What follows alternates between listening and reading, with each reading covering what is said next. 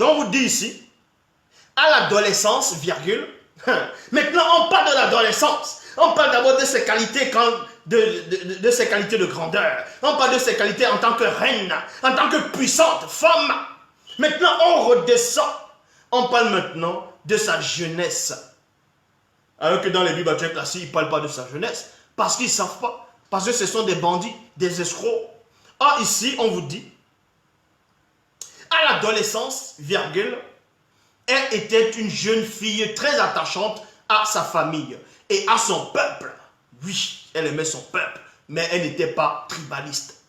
C'était pas une femme tribaliste, mais elle aimait néanmoins son peuple. Et qui, ayant été fortement marquée par eux et désirée de faire plaisir, elle fut très tôt initiée et ses parents savaient qu'ils pouvaient compter sur elle. Vous voyez, ses parents savaient qu'ils pouvaient compter sur elle. Parce qu'on voyait son développement étant petite. On voyait une femme qui était aimable, une femme qui aimait la justice, elle aimait les gens. Vous voyez, elle n'était pas orgueilleuse, elle n'était pas avare, elle n'était pas arrogante. Elle aimait la justice, elle aimait les gens. Donc elle aimait le verbe. Et il y a là l'Oba qui vit inexplicablement hors de toute réalité. Et on vous dit ici, scrupuleusement scrupuleuse plutôt, et perfectionniste, point. Elle aimait plaire et recherchait avant tout la justice et l'harmonie. Exactement comme Passelet, son ancêtre.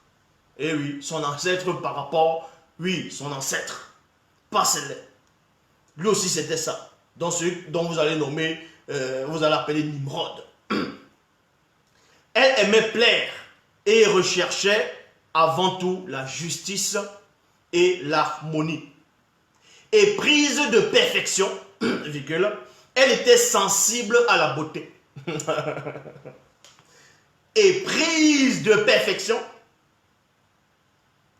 elle était sensible à la beauté.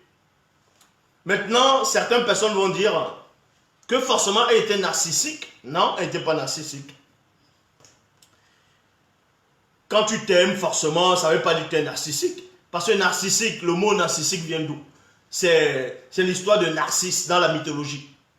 Quelqu'un qui s'aimait tellement, il s'est regardé, je crois, sur son reflet, sur l'eau, il s'aimait tellement, il s'adorait tellement, qu'il est tombé dans l'eau, il s'est noyé. Narcissique, donc il s'aimait que lui. Or, elle aimait la beauté, la sensibilité, mais elle aimait les gens. Or, ça n'a rien à voir avec un narcisse. C'est ce qu'on appelait narcisse. Maintenant, c'est devenu narcissique. Il lui arrivait de développer spirituellement le souci du détail. C'est ce qu'on appelle la précision. C'est parce que quand vous êtes dans la spiritualité, pour être parmi les meilleurs, les grands, best of the best, meilleurs parmi les meilleurs, vous devez avoir le souci du détail. C'est ça. Même quand vous construisez une maison, vous voyez, il y a des entrepreneurs, ils vont construire, ils vont faire vite faire, ils vont monter le mur, le ciment, ils vont dire, bon, boss, j'ai fait maintenant, donne-moi ma paix. Non, il faut le détail bien fait. Et elle aimait ça. Le sentiment était important dans son existence. Aussi, elle était profondément attachée à la coutume ancestrale. Ancestrale avec un A majuscule, pas ancestrale de ce qu'on voit un peu partout là actuellement, les gens qui font le truc avec des crânes. Non.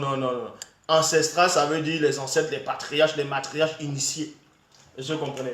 Elle était attachée à ça, dans les valeurs, elle connaissait les coutumes. Donc une telle femme comme ça, là, à l'heure actuelle, elle est présidente. Les habitants du pays sont contents. Les habitants du pays seront contents. C'est là où on vous dit ici, c'était une femme spirituellement fidèle et royale. Elle était spirituellement fidèle et royale.